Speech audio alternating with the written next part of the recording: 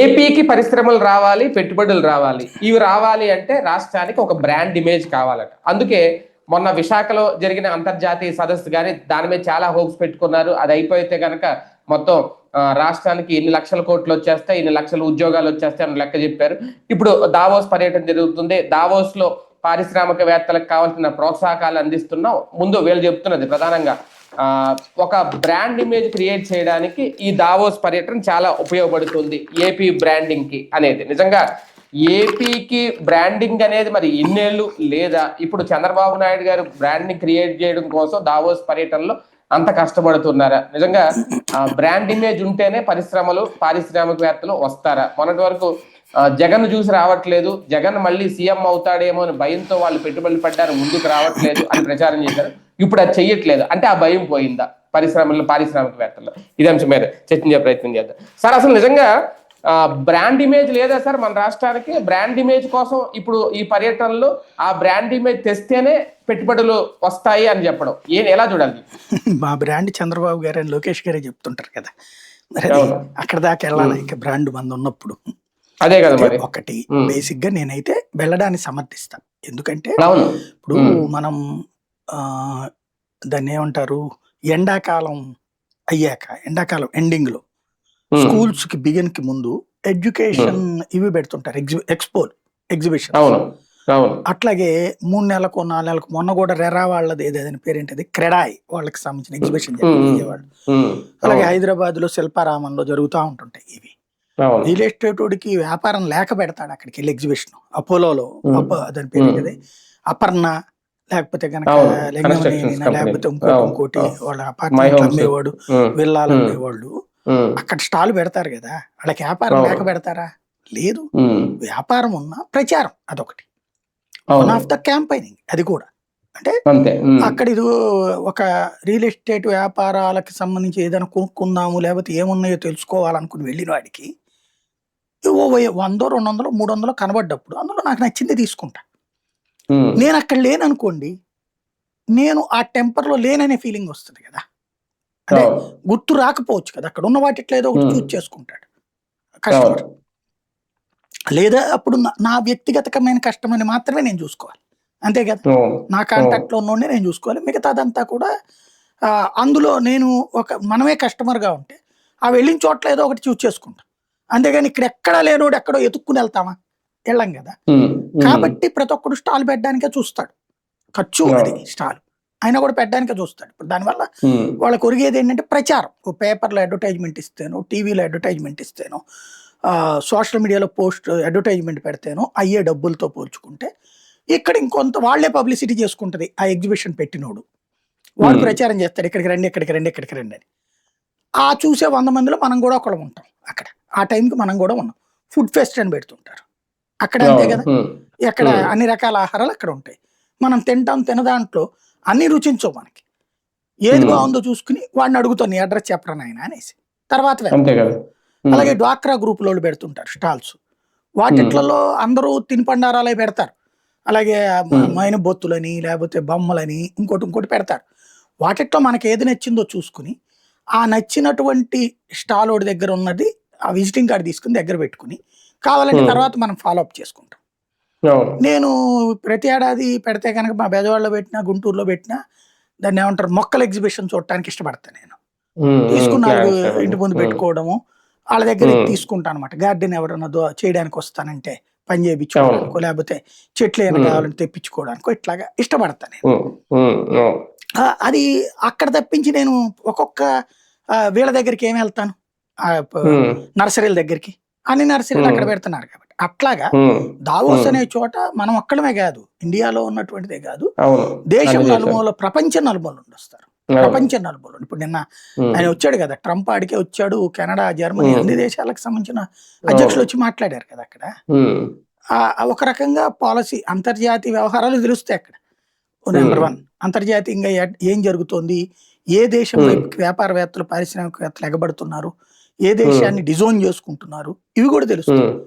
అట్లాగే బడా పారిశ్రామికవేత్తలు అక్కడికి వస్తారు. అక్కడికి అంతర్జాతీయంగా ఉన్నోళ్ళు వాళ్ళని మనం కన్విన్స్ చేసుకునేందుకు అక్కడ ఒక ల్యాబీ ఉంటుంది అనమాట. మనకి అదే ఈ బ్రోకర్లు ఉంటారు కదా, రియల్ ఎస్టేట్ బ్రోకర్ల టైప్లో అక్కడ ఈ బ్రోకర్లు ఉంటారు అనమాట. వాళ్ళకి మనం పే చేస్తాం, వాళ్ళని పట్టుకొస్తారు మన దగ్గరికి. సార్ రండి సార్, మన ఆంధ్ర ఇది ఉంది సార్, అక్కడికి రండి సార్, అక్కడికి రండి సార్ అని చెప్పేసి వస్తే మనం వాళ్ళని కూర్చోబెట్టి వెంటనే చకచక ఎక్స్ప్లెయిన్ చేయాలన్నమాట. ఇదిగో నువ్వు వస్తే కనుక మా ఊళ్ళో నీకు రూపాయికే ఇస్తాను రా బాబు, నువ్వు టీకి కూడా టీ ఎంత అవుతుంది మీ ఊళ్ళో అంటే వాడు $1 అంటాడు. $1 అంటే ఎంత, మా దేశంలో 90 రూపాయలండి. అదే నీకు రూపాయికి నేను ఎకరం ఇచ్చేస్తాను, తీసుకోపో, దాదాపు 50 కోట్లు వాల్యూ చేసే భూమి ఇస్తాను నీకు, వచ్చి నీకు అక్కడ ఇంక పెట్టుబడి ఎంత 10 కోట్లు పడేస్తే చాలు, పెట్టుకో అని ఈ టైప్ ఆఫ్ ఇది వీళ్ళు ఎక్స్ప్లెయిన్ చేస్తారనమాట. అది జరుగుతుంది ఇప్పుడు. సార్, ఒకటి కంపెనీలు పరిశ్రమలు రావడం వేరు. ఇప్పుడు నిన్న వేశారు వీళ్ళు భారీ రియల్ ఎస్టేట్ కంపెనీ, దాని ద్వారా ఎన్ని 1,00,000 ఉద్యోగాలు వచ్చేస్తాయి అనేది. అంటే కొన్ని పరిశ్రమలు, మొన్న గూగుల్ గురించి మాట్లాడుకున్నాం, డేటా సెంటర్, దాని ద్వారా ఎన్ని ఉద్యోగాలు వస్తాయంటే ఒక్కొక్కరు ఒక్కొక్క లెక్క చెప్పారు. అంటే ప్రభుత్వానికి కలిసి రావడం ఓకే, పన్నులు కడతారు, డబ్బులు వస్తాయి, సంపద సృష్టి అని. ప్రజలకు కలిసి వచ్చే విషయంలో, ఉపాధి దొరికే విషయంలో ఎంతవరకు ఇవి ఉపయోగపడతాయి? ఇక్కడ బేసిక్గా ఒకటండి, ఒక్క కంపెనీతో ఊరు మారిపోదు, దేశం మారిపోదు. ఒక కాలేజీతో ప్రపంచం మారిపోతుంది. ఇప్పుడు అదేదో నాకు మన నవ్వు వచ్చింది, అదే అన్నమయ్య జిల్లా తీసేసాక మీకు మెడికల్ కాలేజ్ ఇస్తానన్నట. మెడికల్ కాలేజీ చేస్తే జిల్లా లెక్కన వచ్చేస్తుందా? మనం అతి ప్రచారం, అతి దుర్భాష, ఈ రెండు తప్పు. అంటే ఒక రియల్ ఎస్టేట్ కంపెనీతో 1,00,000 ఉద్యోగాలు ఎలా వచ్చేస్తాయి సార్? అంటే వీళ్ళది నేను అనేది అదే అతి ప్రచారం అంటున్నా. అతి ప్రచారం చేసుకుని వీళ్ళు చేసే ప్రతిసారి అతి తప్పు. ఇప్పుడు అమరావతి వచ్చేస్తే అర్జెంటుగా 1,00,000 కోట్లు వచ్చేస్తే అంటే హైదరాబాద్కే దిక్కు లేదు, ఇప్పటికి 55,000 కోట్లు వస్తున్నది. అది కూడా మిగతా రాష్ట్రం అంతా ఎండబెడితే అక్కడ ఎన్ని సంవత్సరాల నుంచి, ఇన్ని దశాబ్దాల నుంచి కూడా దాంట్లో. అట్లాంటిది కొత్తగా పుట్టుకొచ్చిన అమరావతిలో 1,00,000 కోట్లు వచ్చేస్తే అంటే నమ్మితే అది అమాయకత్వం. అలాంటి అతి ప్రచారం చేయకుండా, ఏమయ్యా ముందు రాజధాని పని నడపాలి, మనకి సెంటర్లో ఉన్నాము, నిదానంగా వస్తాయా అని కన్విన్స్ చేయాలి పబ్లిక్ని. మనకి ఎంతసేపటికి కూడా అతి ప్రచారం, ఈ ప్రచారాన్ని నమ్మి మూర్ఖంగా వాదించేటటువంటి చదువుకున్న మూర్ఖులు, వీళ్ళతోనే మనకి ఆంధ్రాకి పట్టిన దరిద్రం. వీడు ఎక్కడెక్కడో వస్తాడు, వాడు అక్కడెక్కడో కూర్చుని మనకి నీతులు చెప్పేస్తాడు, మా ఊరు లాగా అయిపోద్ది, న్యూయార్క్ లాగా అయిపోద్ది అని చెప్పేసి. ఇక్కడ బేసిక్గా ఇక్కడ సమస్య ఏంటంటే నేల మీద ఉండి మాట్లాడాలి మనం. నేనేమంటానంటే ఏ ప్రభుత్వం అయినా సరే అతి ఆశ చూపించద్దు. నువ్వు 10 రూపాయలు, ఇప్పుడు మన ఇంట్లోనే ఉంటారండి, పుట్టినరోజుకి తెలివైనోడైతే, అంటే తెలివైన తండ్రి ఏం చేస్తాడంటే బట్టలు కొని పెడతాలే రేపు పొద్దున పాపాయికి అని భార్యకి చెప్తే, ఈ భార్య నువ్వు సీక్రెట్ ఉంచు అన్నాం అనుకోండి, నోట్లో నాందో మీ నాన్న బట్టలు కొని పెడతాడులే నీకు అని సైలెంట్గా చెప్పుద్ది. అప్పుడు ఇతను చెవు జోకాలు తీసుకొచ్చాడు అనుకోండి, బంగారం, అమ్మాయి ఆనందానికి ఎట్టుంటది? అంటే ఆశ తక్కువ చూపించి ఎక్కువ ఎప్పుడైనా సరే. సర్ప్రైజ్ అంటే అది. అంతేగాని 100 గ్రాముల బంగారంతో పెద్ద నెక్లెస్ తెస్తానికి ట్రై చేస్తున్నానులే అని ఇతను భార్యకి చెప్పాడు అనుకోండి, అమ్మాయి రహస్యంగా ఉంచలేదు, బిడ్డకి అది ఆచి చూపెట్టింది, చివరికి ఏం లేక బట్టలు తెచ్చాడు డబ్బులు అందక. అప్పుడు బట్టలు కొత్తవి, ఆనందం ఉండాలి, కానీ ఆనందం పోతుంది కదా మనకి. అందుకని ప్రజాస్వామ్యంలో అత్యంత ముఖ్యమైనది అదే. మన ఆంధ్రాలో అతిపెద్ద లోపం అదే. మోడీని చూసి వీళ్ళు నేర్చుకోవాల్సింది అదే. మోడీ ఎప్పుడన్నా అతి ప్రచారం చేసి ఇస్తున్నాడా ఏదన్నా? ఇప్పుడు నేను 15 లక్షల దాకా మీకు ఇన్కమ్ ట్యాక్స్ ఎగ్జంప్షన్ ఇస్తానని ఎన్నికల్లో ఏమైనా హామీ ఇచ్చాడు అతను? ఏం లేదు. ముందు ఏదో అంతకుముందు 5 లక్షలు ఉంది కాబట్టి 7 చేస్తాడులే, 8 చేస్తాడులే అని అదే అనేది. 7 ఇస్తాడులే, 8 ఇస్తాడులే అని ప్రచారం జరిగి ఏకదం 12 ఇచ్చేటప్పటికి ఎంత సంతోషపడ్డారు జనం. జిఎస్టీదే అంతే, ఇంకేం తగ్గిస్తాడు, ఇంకా వేస్తాడు అన్న దశలో సింపుల్ గా తగ్గించి పడేశాడు. ఒక ఇదే తీసి పడేశాడు. ఎంత సంతోషం. అట్లాగే ఇక్కడ కూడా ఎట్లా ఉండాలి, మనం అనుకుంటున్నావా, మనం చేస్తున్నాం కష్టం, అంటే విడిపోయిన రాష్ట్రం. ఫ్రమ్ ద బిగినింగ్ నేను ఆంధ్ర గురించి మొదటి నుంచి నేను మాట్లాడేది అదే. అతి వద్దు. ఇక్కడ ఏదో హైదరాబాద్ చేస్తానన్నద్దు నువ్వు. హైదరాబాదే, చెన్నైయే, బెంగళూరే. మేము ఎదగాలంటే నీ దగ్గరే ఉంది, మన దగ్గర ఏముంది? వ్యవసాయ ఉత్పత్తులు ఉన్నాయి, నెంబర్ 1. మంచి పంటలు పండే భూములు ఉన్నాయి. ఈ భూముల్లో నుంచి పండే పంటతో పరిశ్రమలు పెట్టచ్చు. పెట్టాక ఇవి ఎక్స్పోర్ట్ అవ్వడానికి కావాల్సిన మార్గాలు ఉన్నాయి. రోడ్డు ఉంది, రైలు ఉంది, బస్సు, అదే ఫ్లైట్ ఉంది, పోర్ట్ ఉంది. దెన్ ఒకటి. మూడో పాయింట్ ఏముంది మన దగ్గర, పోర్ట్ ఉండటం వల్ల గుజరాత్ కంటే ఎక్కువ తీరం ఉంది మన దగ్గర. కాబట్టి ఈ పోర్ట్లన్నిట్లో విదేశాల నుండి సరుకు తీసుకొస్తాం మనం. ఈ సరుకుని ఇక్కడ ఆ సరుకుతో పరిశ్రమలు నడపచ్చు ఇక్కడ. ఫర్ ఎగ్జాంపుల్ విదేశాల్లో పంచదార 6 రూపాయలకి మనకు వస్తుంది తెలుసా, ఇక్కడికి 6 రూపాయలు ఇక్కడికి 2 లక్షల టన్నుల కెపాసిటీ కలిగినటువంటి షిప్ లో తీసుకొస్తే, లైక్ గంగవరం పోర్ట్ లో ఛాయిస్ ఉంది, మిగతా చోట్ల ఛాయిస్.